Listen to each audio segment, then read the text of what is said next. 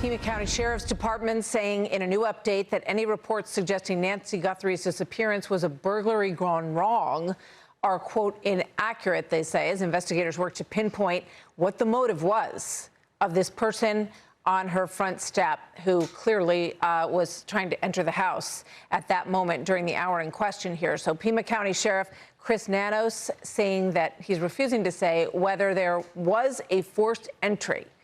But it's hard to see anything with our cameras when you look around that house. And we never saw, tape over certain doorways that showed any breaking and entering, even, given the fact that some of this area was very open and not really restricted after the crime was committed. So I want to just bring in Alicia Acuna and Joshua Ritter and get their reporting on this, senior correspondent, and former federal prosecutor joining us now. Alicia, we see that was drone video, and it doesn't show any breaking and entering, even though we have yet to get a clear answer on that from the sheriff. Yeah, exactly, Martha. And it has been a little bit confusing because in the early days we had heard that there was some sort of forced entry, and then later on that was walked back by the sheriff. To your point, you see the exterior of the home and we don't see any evidence of someone breaking in. That doesn't mean it doesn't exist. We just haven't been able to see it, and the sheriff at this point is not confirming it. The outstanding question is, how did this suspect get into the home? Or was it that he managed to get Nancy Guthrie to the door and then something happened from there? It is not clear. What we do know, according to the sheriff, that there was DNA found inside the house that did not belong to Nancy Guthrie or that of her family. All right, so Josh, that is the task of this glove, and figuring out if the DNA inside the house matches the DNA inside the glove, but then it still has to ping something on an existing criminal record that has a DNA bank. No, you're absolutely right. They've got to get some sort of match for a known person to identify a suspect. So first they're going to run us through this CODIS system that we've heard about, which is interesting because they have had the DNA from inside the house, we think, for some time. We were asking questions about that early on during the press conferences, and they said they were going to get results within 48 hours. We have to imagine that's been run through CODIS already and no hits. So the other thing that you can do with it is match it against individuals that they've already detained. They detained a man early last week, and then 3 more individuals over the weekend.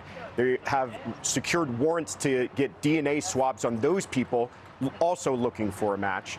And then finally, there's this step of genetic genealogy, IgG, where they can start to extrapolate a family tree from the DNA that they have and hopefully use that to try to track down a suspect. Yeah, I mean, there have been cases where they were able to do that off of a discarded pizza box, I think, and find people who were serial killers from, decades ago. Alicia, with regard to this DNA in the house, we haven't even heard if they have ruled out people who worked there. Obviously, there's going to be a variety of DNA in any household. They have to isolate DNA that shouldn't be there or that isn't belonging to someone they've already cleared. Exactly, Martha, and we do know that they have taken DNA from anyone who was working closely and in close proximity to Nancy on a daily basis. If they're folks who work on the pool, there are people who are helping take care of her. That's landscapers and that sort of thing. But Josh brings up a really excellent point, that DNA that was inside the house has been around for a while, and if they haven't had a hit, what does that exactly mean? And do we know anything more? We're still waiting for the results with regard to this glove. And I will make this point on the glove because we're really placing a lot of hope on this one glove and the testing that's being done on it. Right now, all we know is that it's an unknown male. That's the DNA profile that we have heard. It could be related to the suspect. It could also be a litter bug. It could be somebody who just tossed a glove. And then where are they then, right? Absolutely. We've had a lot of disappointments, and certainly the family has in the course of all of this. Josh, last thought on this glove and this latest information and where we are here before we go. We got another story we're going to get to in just a second. Well, they're still active on many fronts, and I think that's something to be encouraged about. They still have purchase histories that they can track down on that backpack. They still have the outstanding DNA. They still have the helicopter in the air. There's many different facets to this case. They're pursuing all of them. They've got nearly unlimited resources with the amount of manpower that they poured into this. So we're all still hopeful. As each day goes by, it becomes more dire, but we're still hopeful that there will be a conclusion soon. Yeah.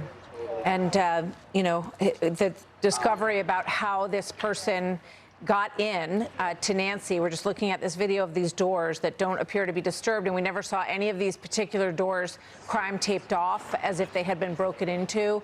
And it's possible that she opened the door for this person, or that they pushed in after she opened it a little bit, waiting for more on all of that. Thank you so much, you guys. Alicia Acuna, Josh Ritter, great to have you both with us today. Hey, Sean Hannity here. Hey, click here to subscribe to Fox News YouTube page and catch our hottest interviews and most compelling analysis. You will not get it anywhere else.